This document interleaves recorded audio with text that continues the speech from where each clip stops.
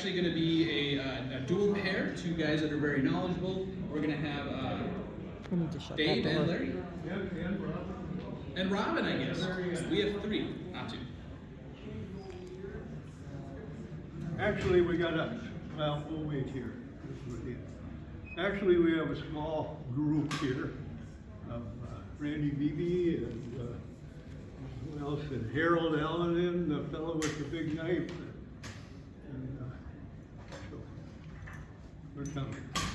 Well, I'll start off with something that I've always been curious about. My wife is a Ojibwe woman, Anishinaabe, and she passed away here a few years ago. But I got a lot from her, and my son Wabi, my England, is a speaker and often teaches up at Lake Superior College, or I mean Fond du Lac, and sits in up there. So I get a lot of it.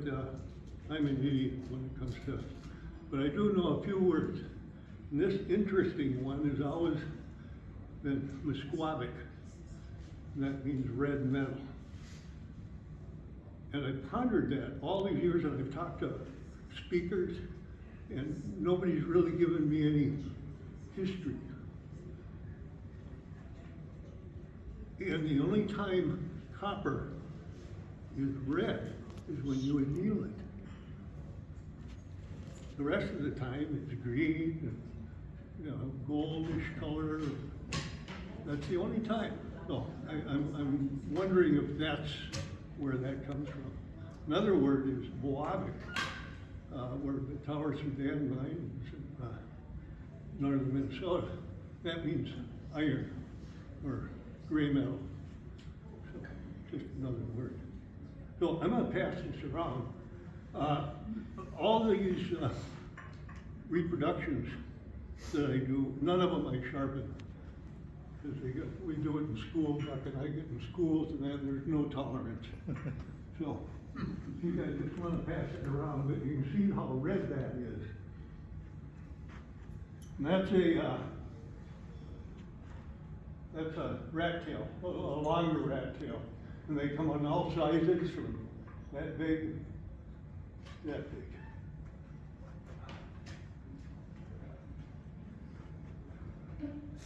Okay.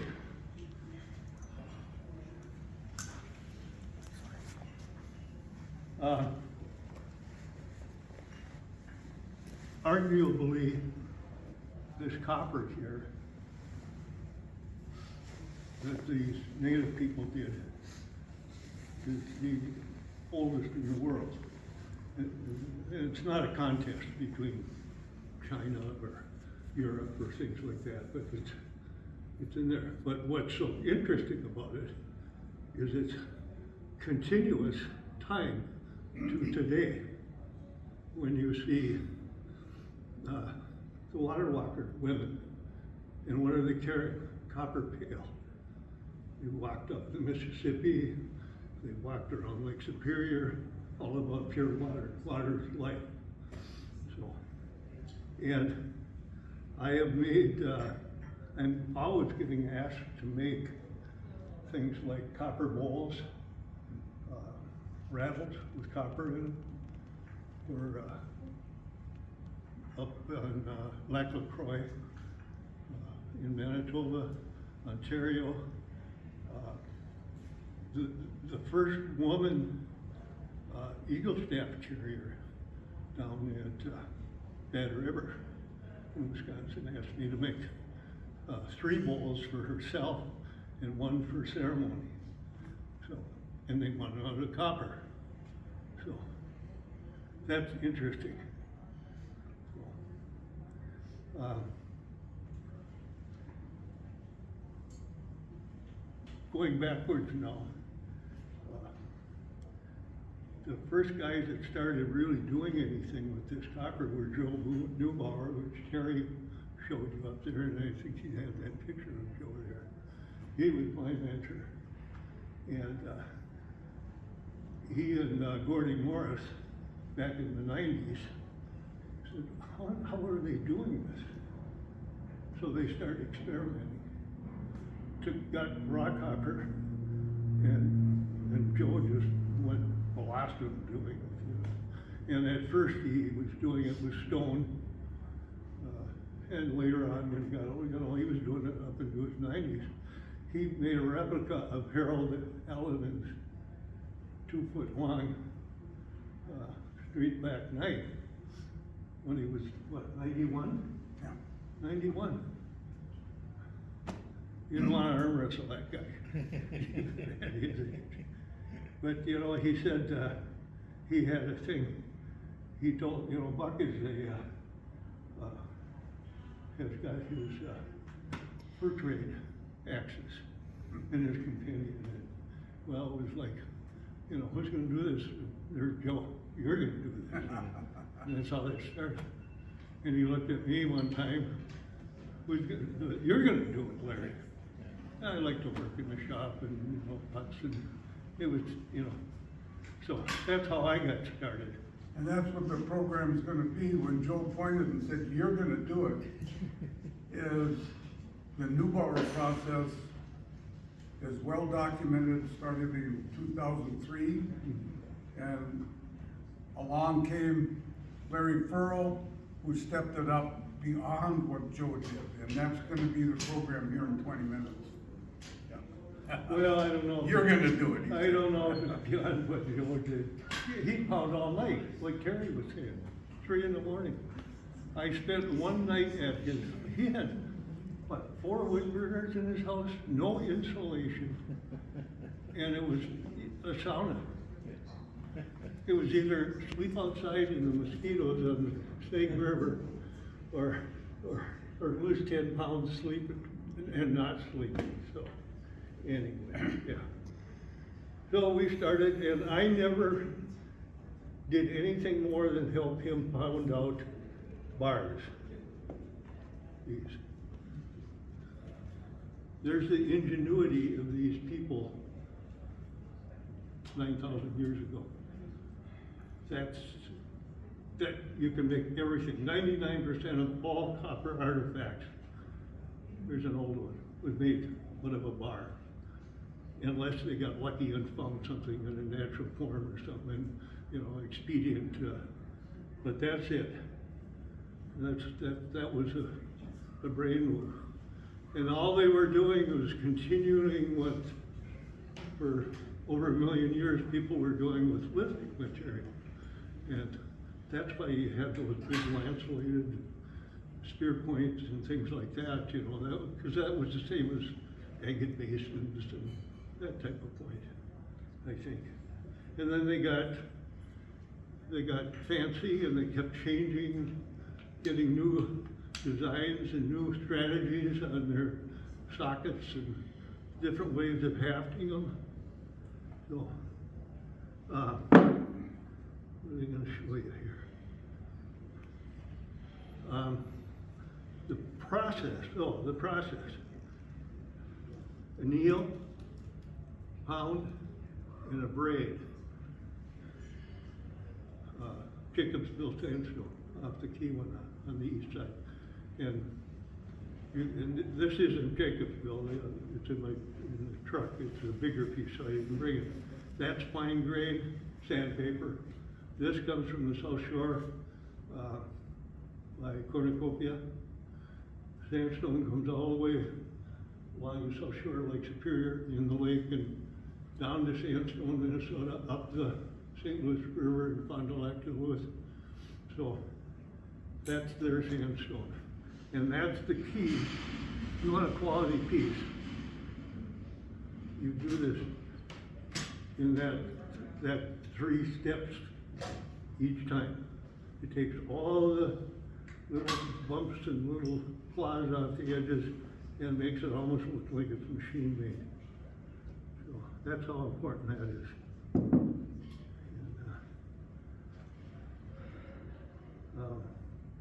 Buck brought along, this open, just buddy in any time with questions or anything. I'll pass this around.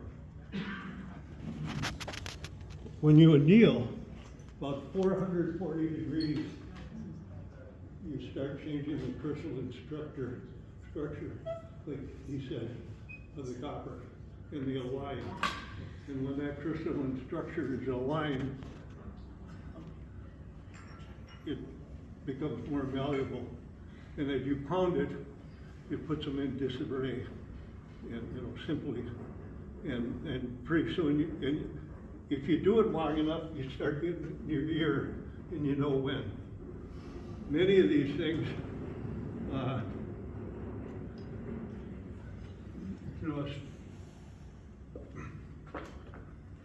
you'll do that and you'll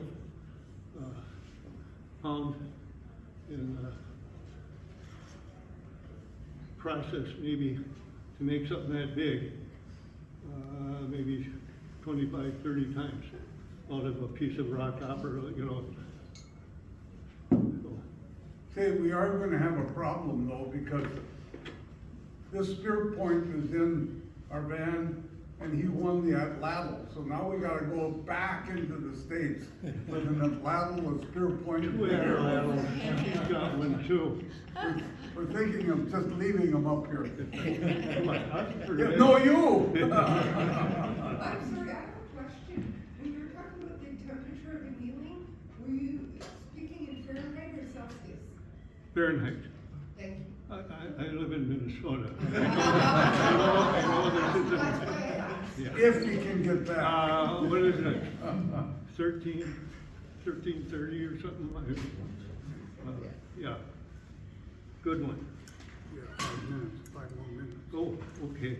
What do I want to talk about? Float copper. I use that for an handle.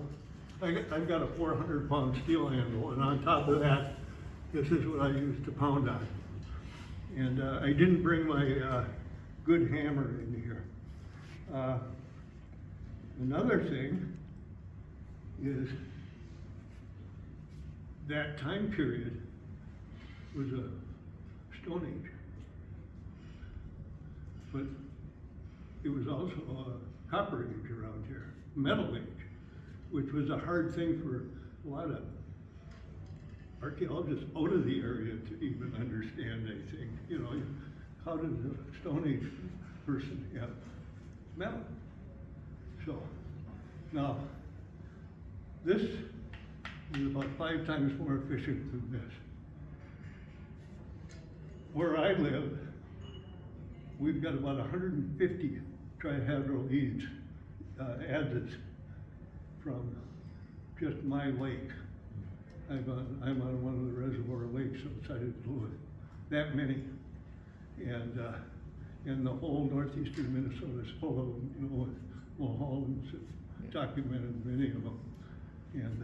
But this, you start whacking away here, your dugout comes up weeks and weeks ahead of time. Than those guys using these. If you ever want to see a good in the museum in Two Harbors, they have one that Tony Romano made.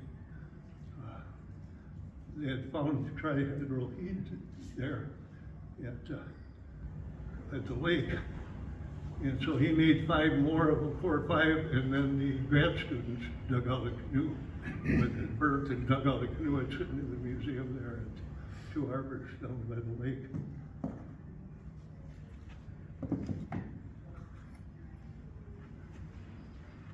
Rocker chopper.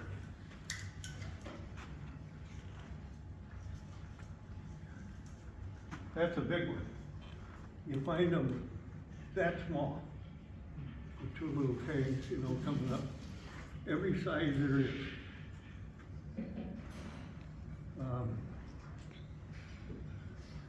Here's something interesting, coils. There were coils found like this, and in Wisconsin, a couple in Minnesota, right at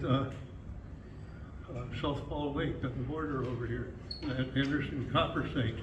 They found one there. And archaeologists originally wrote them up as snow goggles. Probably the second best conductor of cold in the world. I don't know what he was thinking. Here's probably a middle archaic knife. getting closer to the end. It's got a median ridge, and it's both sides.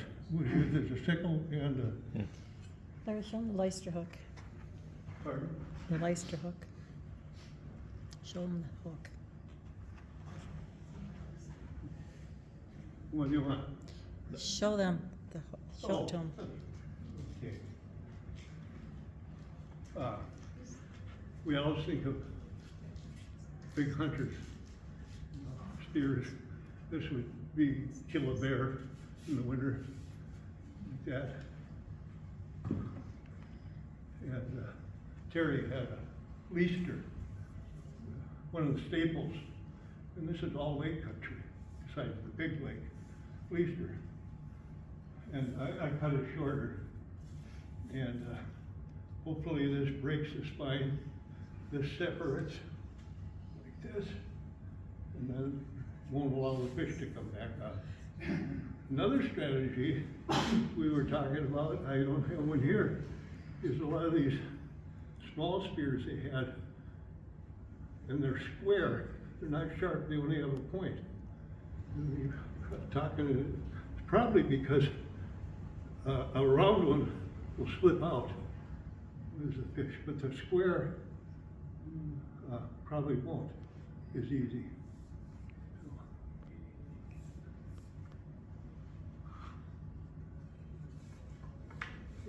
Yeah, it's kind of big to go around. But you can come up here and take a look at these after. Here's the first one I ever did. It's got a crack in it. I was giving a talk to the grad students, and I just made it and then nailed it. Wasn't pounded real good. And I usually brought a piece of 8-gauge wire, and I'd hand it to all the girls, ladies in the class, and they'd bend it back up, pass it on. By the time I got to the boys, it was hard. You know, the gals like that, but I didn't have that time, so I said, well, here's what you can do. You know, and I bent it, and it cracked.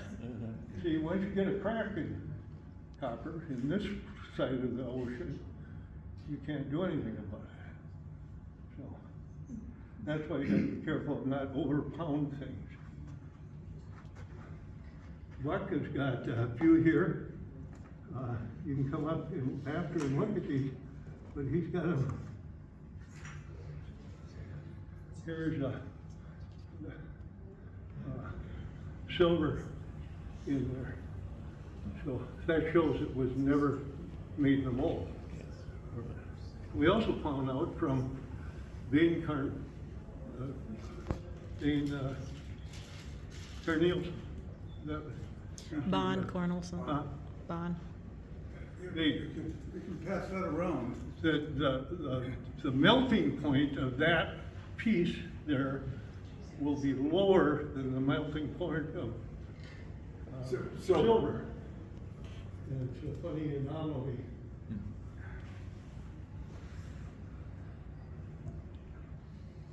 And Buck brought down some banner stones. Carefully, you can pass this around. Here we think it should be one that Joe Mueller found. Joe made these, he made 4 of them to finally get to the best one. And that's copy one that you owned in Wisconsin. Yeah.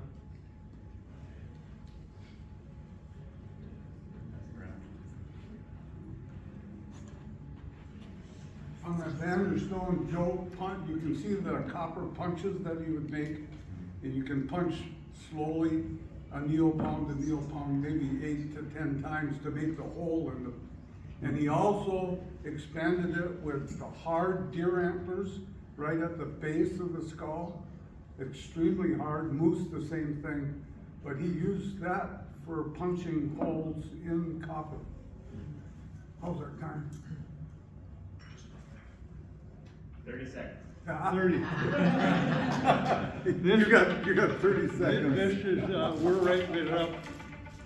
We're doing a Minnesota archaeologist in honor of Sue Mulholland's husband, Steve, that passed away a few years ago. And the whole issue would be, and they asked us to do something on copper, and everybody's doing something there. So this is, this process here is all being written up with Jen Jones from UMD is helping to write it up. And we have a 3D that Clarence made a couple of years ago out of this one. And what's unique about this whole process is Buck and I did, not a bit of copper was any better than this. And that's the truth. I just pounded them so mechanically tight that you can't, they look like they were made in a mold. Time up? Yeah. Okay. Okay. Buck's got some more now.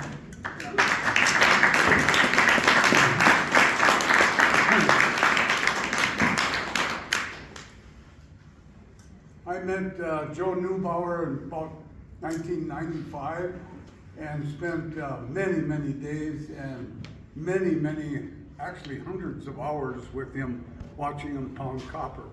Kind of like you had the mentor of Terry, I had the mentor of Joe. And if you look around here, there's a lot of people with gray hair. We're kind of the old club of copper. We're so thankful that finally some young people are getting involved in the old copper culture. It's just wonderful what you're doing. Stay with it, please. Tell them what you would be not, since there's so many archaeologists in here, tell them what you have when you got down the door. Okay. I just retired. I was a school superintendent, and I just retired, so I wanted to do something fun for once. So I had heard this old fella knew something about the copper that was being found in northern Minnesota. And so I searched for him and I knocked on the door I found, and he opened it up, and now I'm gonna swear, so don't offend. He looked at me and said, "Are you a goddamn archaeologist?" Right, that's the first thing he said. And I said, "No, I'm a retired school administrator." "Okay, come in." And as soon as I got in, he started complaining about a referendum that was trying to be passed to raise money for the local school. I said, "I have nothing to do with that." So anyway, after 5 years of watching him, I wrote up, he pointed at me and said, "You gotta document this." I said, "You're the one doing it, you're gonna document it." And so I did. And there's 10 steps in here that you can follow. Other people have followed this. It's been published in 2003, followed up with 2 more articles. If you don't have these, you can, here's my card, you can take a picture of it, take the card, you could write down your email address, and I can send you, copies of this. But it follows right along with what Ryan's doing, etc. We made many presentations, Joe and Larry and I, on the Neubauer process. And we were criticized not for the results, but for using steel anvils and steel tools and steel tongs. And so Larry started saying, well, I'm going to start just using the ancient tools that the archaeologists have found at pits. So he went around, did the research, and now we're going to look at what Larry did, and his article will be published in about a year or 2 in the Minnesota Archaeologist. But anyway, what we're going to show you now is how Larry did the Neubauer process. The new guys are probably going to start calling it something different. That's fine. But you're going to see how Larry now has done it with just ancient tools. Wood, bone, rocks, etc. Okay. Are you okay? Okay. 30 seconds. We need That was the best speech ever. But we gotta have 5 minutes for Robin. No. Okay, I'm gonna go like this. Stop. Yeah, okay. Okay, let's see if I can do this. This was the presentation we made at the Copper Conference in 2015 on the work that Larry was doing at Houghton Hancock. What we did is we visually picked 4 good floats that had no inclusions of silver or calcite or epidot or anything else. They looked really solid. And this is what we wound up with at the end. And we're going to show you the Neil Pound, how they came to that conclusion. Okay, here's Larry with, some of you pounded with Ryan and Larry. Some of you pounded with this pestle. That's a granite rock, that's the type of thing he was using. This material here is on display. This is Joe Neubauer that we're talking about. Our mentor is Dr. Susan Mulholland. Brian mentioned her. She's the one that's guided us for 20 years. And she's still sane. Okay, there's Joe. We're going to keep going here. Okay, what we're going to do is show you how Larry replicated archaic tools.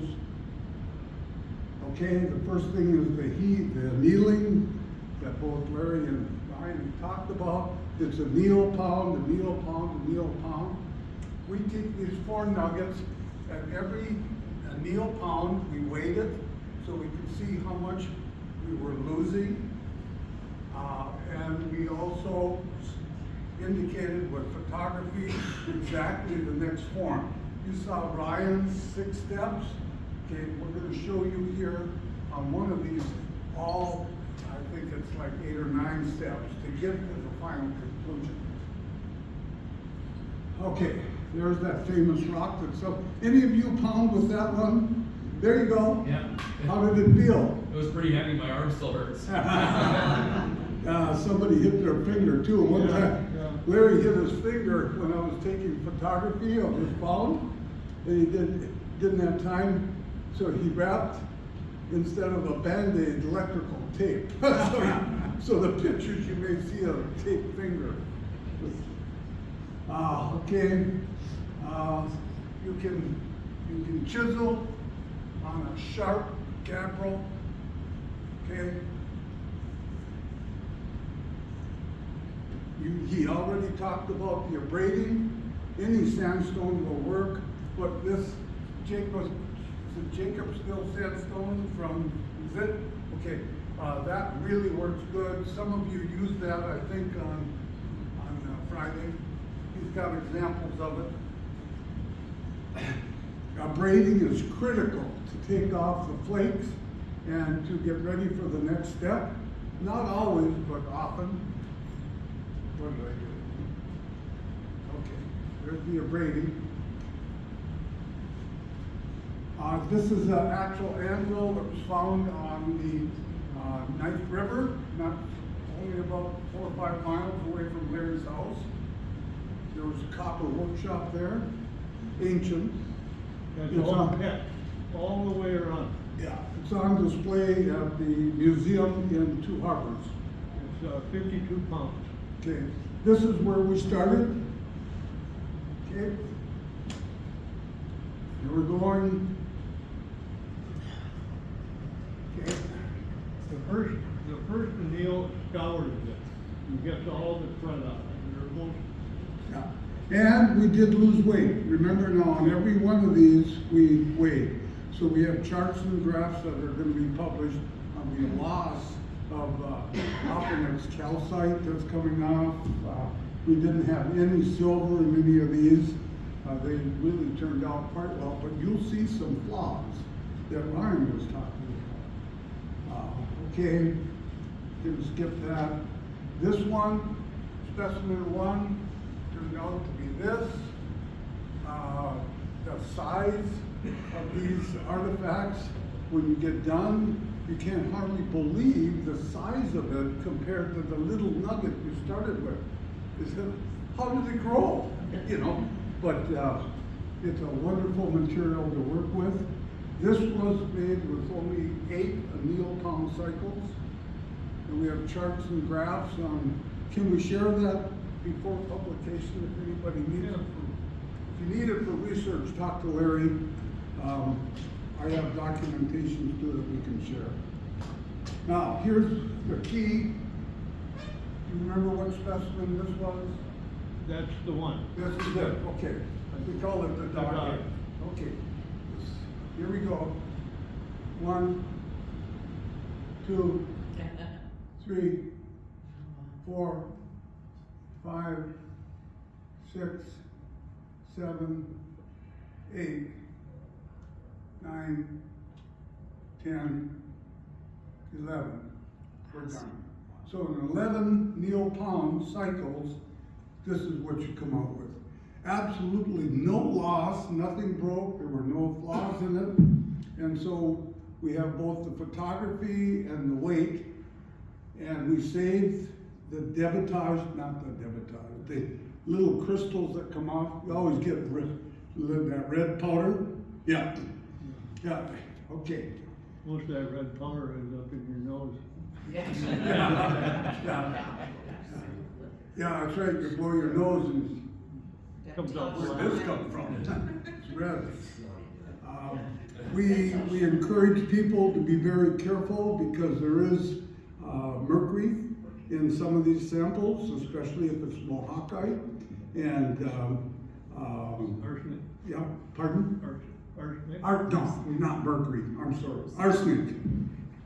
Correct me. Okay. Okay, here we go. Now, this one had flaws in it. Larry, would you come up here and explain these? Well, it got, that flaw was too much, so I just ended up making a little ring out of it. You can see the circle there. Okay. It broke off that, So this is cycle 1, 2, 3, 4, it broke. yeah. 5, 6, 7, 8, 9, 10, 11, 12. 12 anneal pound cycles to get down to the rat tail. This is not like flint knapping, it takes longer. The best way to do it is do many at once, one after another out of the fire and keep rotating, otherwise you got downtime. Yeah, and Ryan said something that really excellent, is these things were all repurposed. You know, this is extremely valuable, so it breaks. Just make something else with it. If nothing else, a thumb scraper And or a easily hide resharpen. scraper. Pardon? You can resharpen them easily. He's saying you can resharpen them. Would you tell everybody how you resharpen your knives that are copper? He uses these things. Well, we use one for a pizza cutter. That's the first one I made for my wife, is a pizza cutter. No, the question is, how do you sharpen your Well, copper? Just use that sandstone. Okay, yeah, he's using sandstone. Don't you also hammer the edge? Well, yeah, Okay, and I've read something from Michigan Tech where you said you can get it as almost as hard as cast iron. yeah. And that's why in our instructions, we say to wear glasses, because that stuff is as sharp as a razor blade. You don't want that coming into your eye. Okay, now, we did this, of course, for all 4 nuggets. I'm not gonna go into it anymore. I have 2 more minutes. Do you have any questions of me? And it's gonna go back to Larry. 1 minute. Okay, 1 minute. If you want these articles, I can send them to you. Email. Larry. Robin had just a few words for you folks.